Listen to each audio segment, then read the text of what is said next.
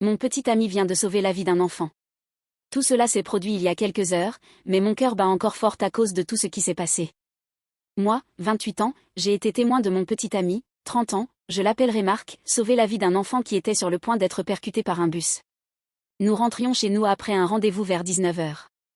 Marc et moi discutions de qui est le mec le plus sexy dans la série live-action One Piece que nous venions de regarder. Je suis pour Taz, il est pour Macnu.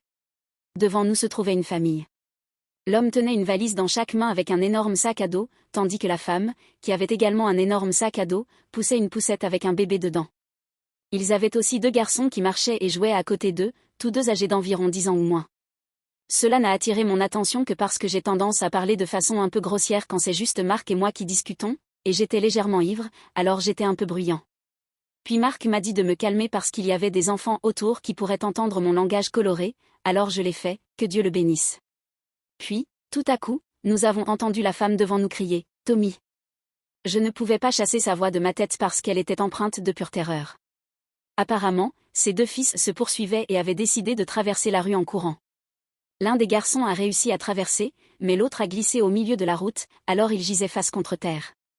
Il venait de pleuvoir très fort, alors la route était très mouillée et glissante, et nous étions à un endroit où le feu de signalisation était cassé, donc il faisait vraiment sombre. Le garçon qui avait glissé était également habillé en noir, donc il était un peu difficile à voir.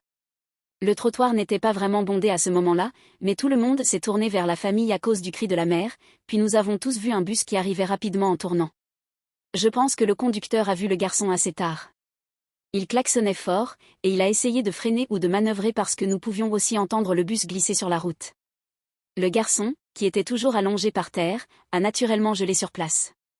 Tout le monde autour de nous était également figé car nous étions tous choqués, moi d'autant plus à cause de mon état d'ivresse.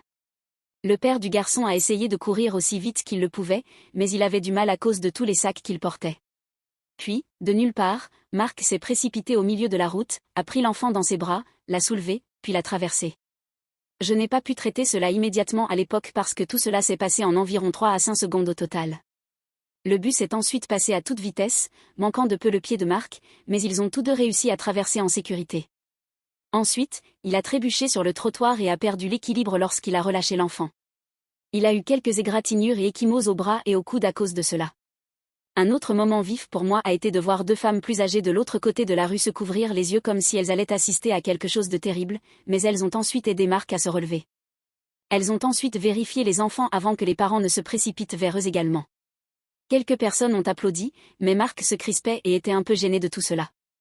Après avoir vérifié que tout le monde allait bien, le père a proposé de donner de l'argent à Marc pour ce qu'il avait fait, mais Marc a refusé.